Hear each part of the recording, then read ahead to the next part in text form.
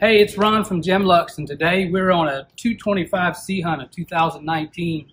That's actually our contest winner from a social media giveaway for installing a brand new set of Deluxe Bases.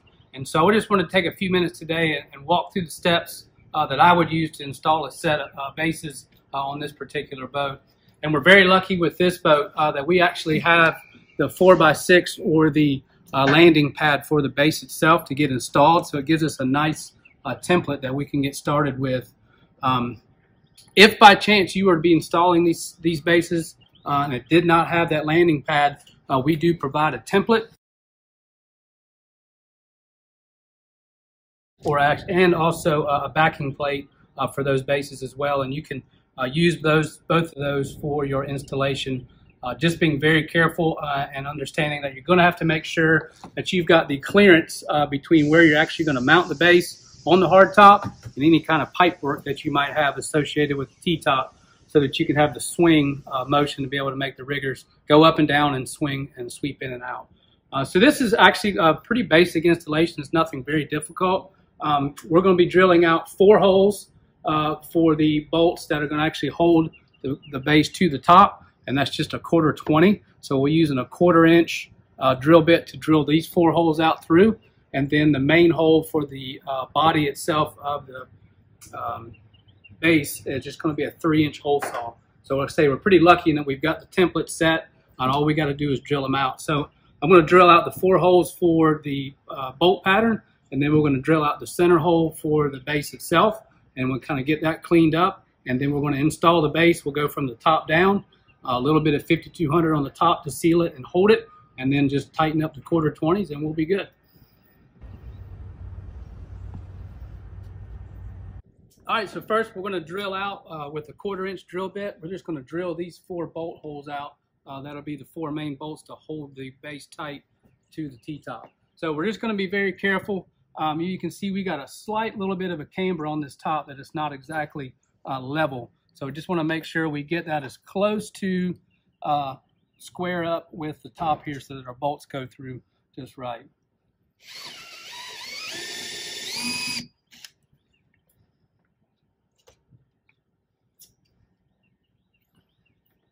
Start over here.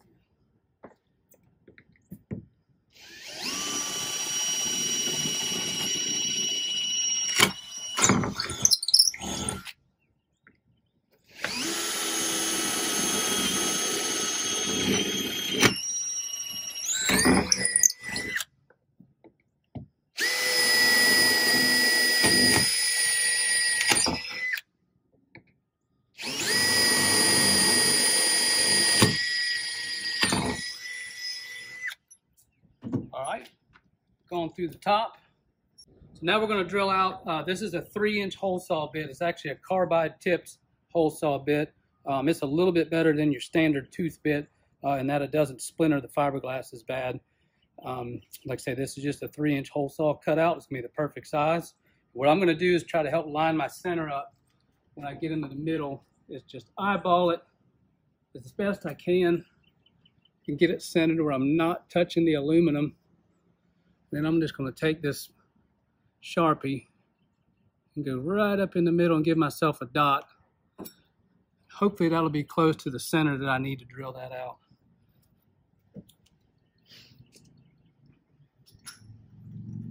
Put the arbor back on.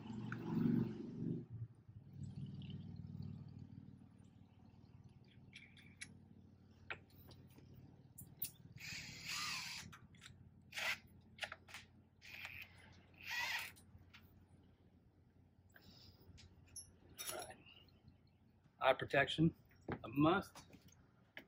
Get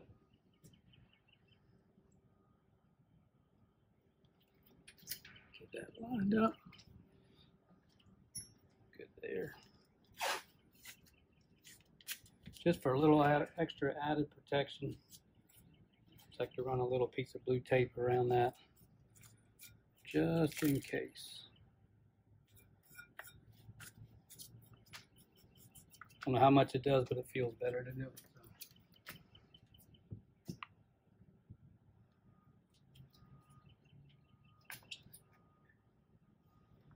Come over just here.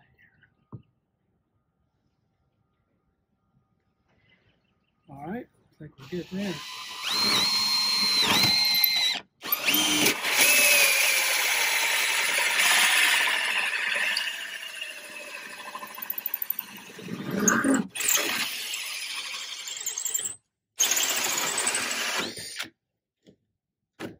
Voila. Made it through just a tiny little scar on the powder coat. So this is the newest lineup we have in our Outriggers. And this is the Deluxe Base, which is the same basic functions as our blue water base. You have a one-handle operation to raise and lower the base and flip it over, and then you can sweep it in and out with the same lever, get it back into position and flip it back. One of the things we've done with this handle, this is actually the shorter handle than our blue water base to accommodate for smaller openings and places that it might be a little bit of a tight fit for the sweep. But this was a perfect design. Actually, this is a perfect boat for this base here. We kind of had the 25 to 26 foot boat in mind, something that didn't need the big bulky heavy base, or not heavy, the heavier duty base, the blue water, to go with this coastal system. This will take a 16 foot internal hybrid pole or the 18 foot collapsible, are two perfect options to go with this. Pretty much cover everything you need to do for any kind of trolling. Just a really nice system, very simple, very easy to use, and actually very easy to install. As you can see, we're getting ready to plop this in the top and get it bolted down and get this guy back out fishing.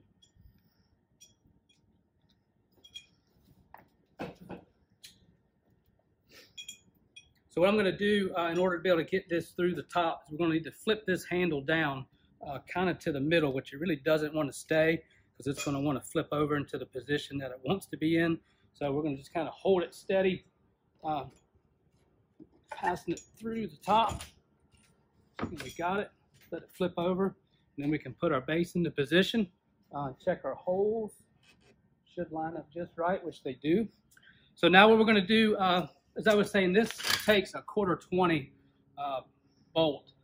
Every top's going to be a little bit different in the thickness, you know, maybe from 1 inch to 2 inches, 1.5 inches, whatever that may be. This particular top, I think when we measure, we're going to go with probably a 2.5 inch 1/4-20 pan head bolt. And a pan head bolt or machine screw is going to actually have a flat on the bottom side of the threads. And this will be perfect because we've got a flat up on underneath here for that to be able to lay up against.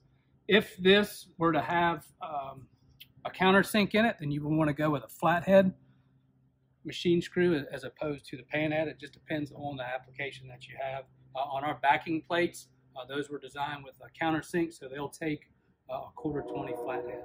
Like I say, the length of the bolt or the machine screw will actually just be dependent upon the thickness of your hardtop. All right, so we dropped the base in. Everything fit just nice. We've got nice clearance all the way around.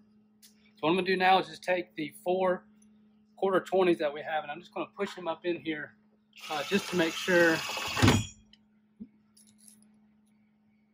that all of these bolt holes are going to line up to the base.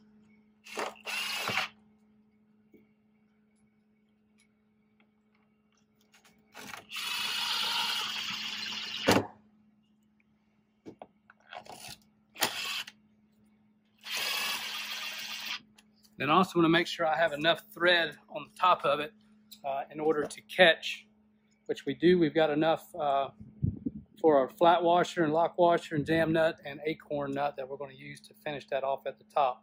And I'm going to show you how that's going to look in just a second. So this is our 1/4-20 pan head. I'm just going to show you, this is kind of going to be the lineup. So we're going to slide this flat washer on first, which will slide up in through the bottom and out to the top. And then once we clear the top, to fasten this down to the base, we're going to go with another flat washer. Then we're going to go with a lock washer and then a jam nut, which will tighten down on the lock washer. And then last, just to finish it off and make it look better than just having an exposed thread, we're going to go with an acorn nut on the top. So it'll be finished out just like that.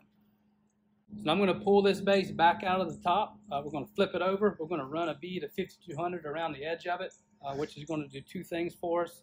One, to seal out any moisture for coming in through this and into the hardtop itself, which is very important. And two, it's just going to give us some extra strength to hold this base to the top and give a little help to those 1/4-20s.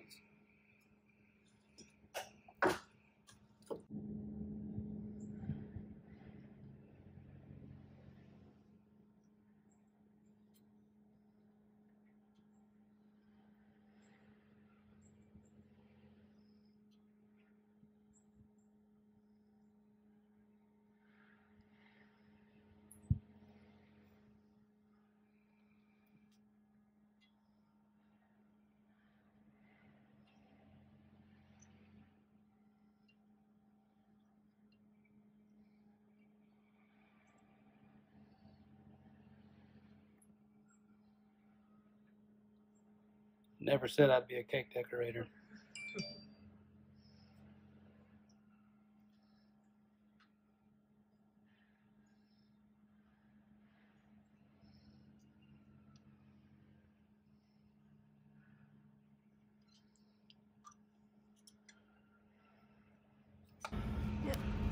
The moment of truth. It's usually the stickiest part of the whole deal. Kind of support that handle with the hole as you pass it through, and then just line up those holes as best you can. And then we're going to start passing the bolts through and lock them down tight.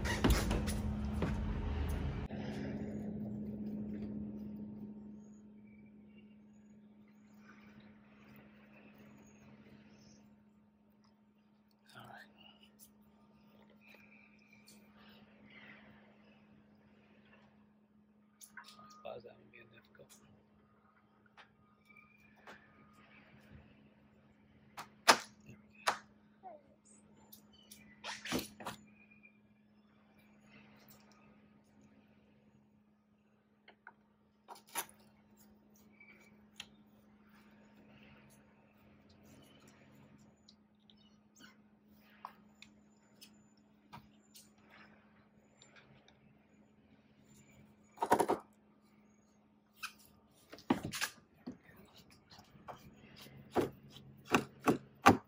Get those up in there. I always like to put them in opposite corners. That way it helps you get it lined up right. The other two should go in fairly easy.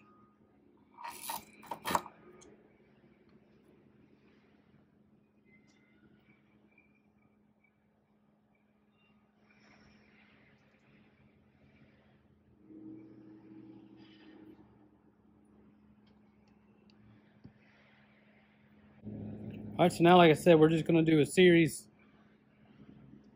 flat washer.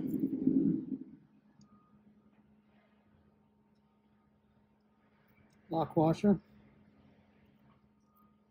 We're going to get a little 5200 everywhere, but we'll clean that up here at the very end. I'm just going to get them all hand started.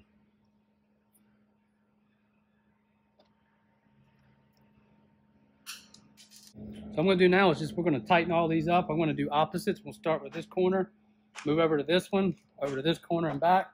We're just going to try to keep evenly pulling this down with the thought that we want that 5200 to squeeze out all the way around to show that we got a nice good bead. And I'm going to do this by hand instead of doing it with an impact because we don't want to do is booger up the inside of these Phillips head to where you couldn't get them out if you had to.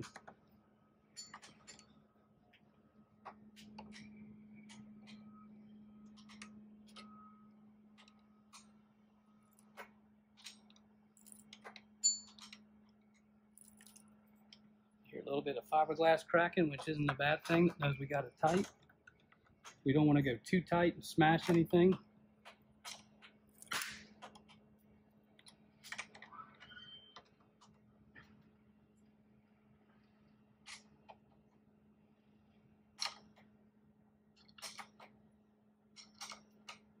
Get it just tight enough for that lock washer catches.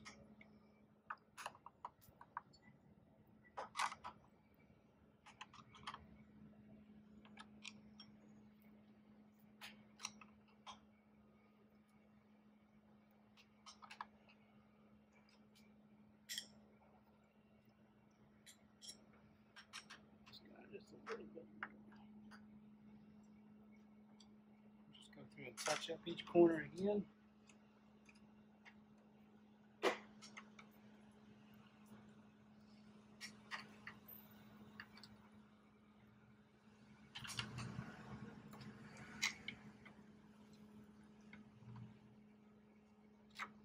We're good. So now I'm going to clean all of this up with some acetone and a rag and get this nice and clean, and we're going to put the acorn nuts on very last, just to dress that up.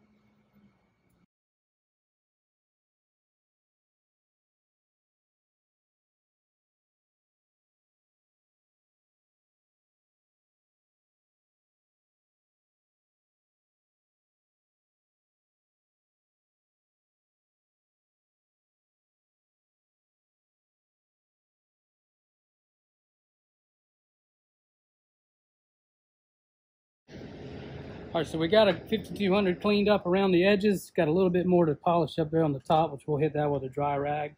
I'm just going to put these acorn nuts on the top now to finish this off, just so we don't have that bare thread showing. Get those put on.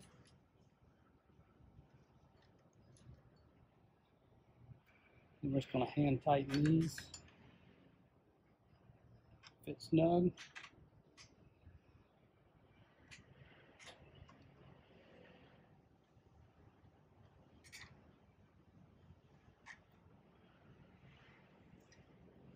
That's it. So we've got our bases in. We've got the 18-foot Deluxe, the collapsible poles in. Got the shade up. This happens to be the small size shade. So what we did just for the initial setup is on the second set of roller guides out from the base is where we've attached it. We've left a tether on it long just because we're trying to get it fitted right. And then once we get everything anchored correctly, we'll pull it down tight. So we've got the furthest set out, which would be the wider end of the shade, is on the furthest side out. We've got the pole extended out for that, and we've also got the rigger itself kicked out the first notch outboard from straight centerline back, which would be about 22.5 degrees, so it's locked in place. And now what we're going to do is we just had to determine what our attachment point is going to be on the boat side. So after putting it up, kind of pulling things out, we're going to end up putting these eye straps somewhere about right here on the top. And this is where it's going to clip onto, hold tight, and then we'll pull the tension back this way and get the shade set up tight. And so we'll get these in, and then we'll come back and we'll have a set up tight shade.